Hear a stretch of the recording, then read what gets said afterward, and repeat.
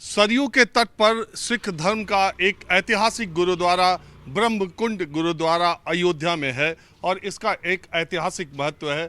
ये देखिए, यहाँ पर मान्यता है और गुरु नानक देव सिखों के प्रथम गुरु जब आए थे अयोध्या, तो ये जो पेड़ है, इसी पेड़ के नीचे उन्होंने अयोध्या के पंडितों के साथ चर्चा की थी, धार्मिक चर्चा की थी। और पीछे जो आप गुरुद्वारा बड़ा सा देख रहे हैं ब्रह्मकुंड का, ये इसका अपना एक ऐतिहासिक महत्व है। गुरु गोविंद सिंह सिखों के 10वें गुरु जब अयोध्या आए थे, सरयू तट पर बंदरों को चना खिलाना उनका प्रिय काम था और इस वजह से 3 सिख गुरुओं के यहाँ आने की वजह से इस सिख परंपरा में इस गुरुद्वारे का बहुत ही ऐतिहासिक महत्व है। हमारे साथ जत्थेदार इस गुरुद्वारे के ज्ञानी गुरजीत सिंह जी,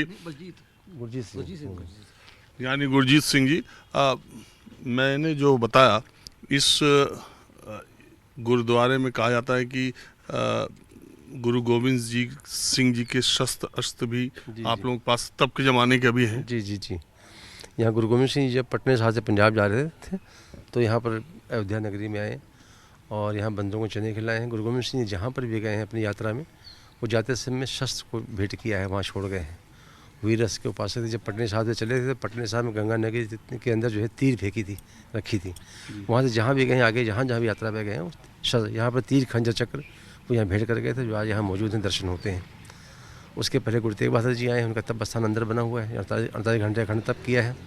उसके पहले गुरु नानक साहब जी आए हैं, जिस पीछे कुआं बना है, उस कुएं से उन्होंने स्नान किया और जल के छींटे महाराज ने उनके सबके संगत के ऊपर मारे और जो उनके मन की कामना थी, इच्छा थी, शरीर से दुखी, सब सुखी हुए। और इस फिर वृक्ष के नीचे बैठ के सत्संग किया पंडितों के साथ में। यहाँ पर कर्म कांड, अंधविश्वास, पखंड नंबर बहुत पड़ा गया था उस वक़्त। तो उनको सारे पंडितों को इकट्ठा करके सच्चा उपदेश दिया, फिर आगे जगन्नाथ हटूरी चले गए। अच्छा, ये 22 जनवरी के लिए पूरी दुनिया की निगाहें यहाँ अयोध्या में लगी है। आप लोग अपनी तरफ से कुछ इंतज़ाम आप भी कर रहे हैं इस गुरुद्वारे की? देखिए ना, पर्टिकुलर 22 जनवरी के लिए तो जो हो रहा है तो बहुत कुछ हो रहा है। उससे शुरू से ही हम लोग श्री राम जन्मभूमि के लिए, हमारे गुरु साहब के साथ में भी हम सभी सिख संगत भी हमेशा जूझी रही है कि जल्द से जल्द मंदिर बने। आज वो समय आ गया मंदिर बनने का और बड़ी खुशी की बात है। और हम लोग भी अपने तरफ से जो अखंड पाठ साहब, जो मर्यादा हमारी होती है किसी भी खुशी के मौके पे या जिस वक्त भी, तो उसका हम आसरा लेते हैं, इनका धन्यवाद कर रहे हैं अखंड पाठ सब रख के। और इसका समापन परसों होगा। परसों वास से गुरु का लंगर चल रहा है और प्राण प्रतिष्ठा की खुशी में अखंड पाठ सब रखा गया है। कितना बड़ा कार्य जो है बहुत शांति तरीके से हो रहा है। और हमारे माननीय मोदी जी का भी धन्यवाद है, बहुत तरीके से, देशभक्ति से, देश प्रेमी से उन्होंने जिस कार्य को संपन्न होने जा रहा है, उनका भी बहुत इसमें मतलब कि बड़ी कृपा उनकी भी है, प्रभु राम के साथ। यानी जी, हम लोगों को वो अस्त्र थोड़ा हमारे दर्शकों को देख लो, देख लो। अयोध्या सिख धर्म के इतिहास से इस तरह से जुड़ा हुआ है कि कई दुर्लभ चीज़ें आपको ब्रह्मकुंड के गुरुद्वारे में मिलती हैं। सिखों के 3 गुरु, गुरु नानक देव पहले गुरु, 9वें गुरु गुरु तेग बहादुर, 10वें गुरु गुरु गोविंद सिंह जी यहाँ पर आए थे सरयू के तट पर ब्रह्मकुंड में। और ये चरण पादुका जो आप देख रहे हैं, ये सिखों के 9वें गुरु गुरु तेग बहादुर जी की है। और इधर जो आप अस्त्र देख रहे हैं, वो 10वें गुरु गुरु गोविंद सिंह जी की है। और यहाँ पर तमाम चीज़ें, ये जो अस्त्र है, शस्त्र है, ये यहाँ खुदाई के समय पाए गए थे। और ये जो शंख है, अपने तरह की, कहते हैं कि विश्व में ये अकेली शंख है। और इसके बारे में ज्ञानी जी हमको बताएंगे। ज्ञानी जी, इस शंख को ऐसा क्यों आप कहते हैं कि विश्व में अपने तरह की अकेली शंख है? मतलब ये विश्व में अकेली का मतलब विश्व में और कहीं हो भी सकता है, लेकिन अद्भुत शंख है ये शंख का एक नेचर होता है कि नीचे से आप भरेंगे तो ऊपर जाने का, ऊपर से ठीक नीचे जाने, इसमें कोई गतिविधि नहीं होती है।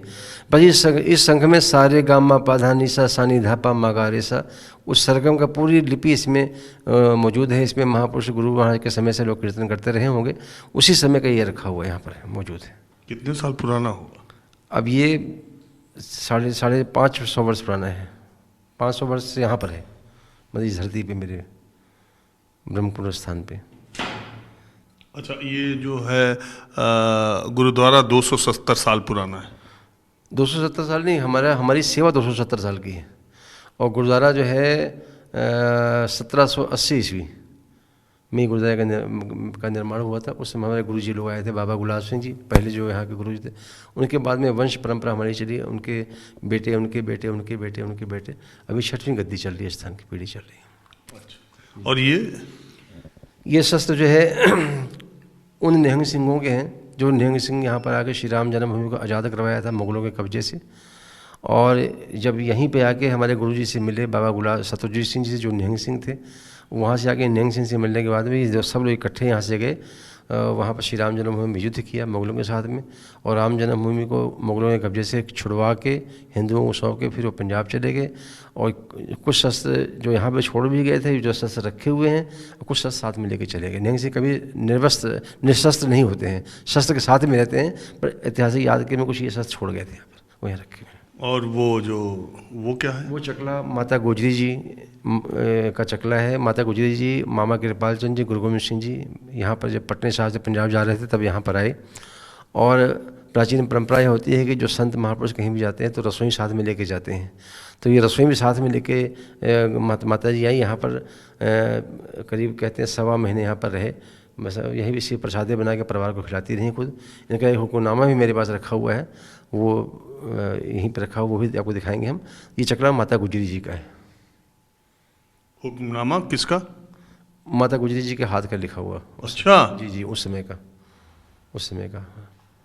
तो आप देखा आपने कैसी दुर्लभ चीज़ें यहाँ पर हैं। सिख धर्म से जुड़ी हुई गुरुद्वारा और गुरु नानक देव, गुरु गोविंद सिंह जी से जुड़ी ऐसी चीज़ें यहाँ पर हैं।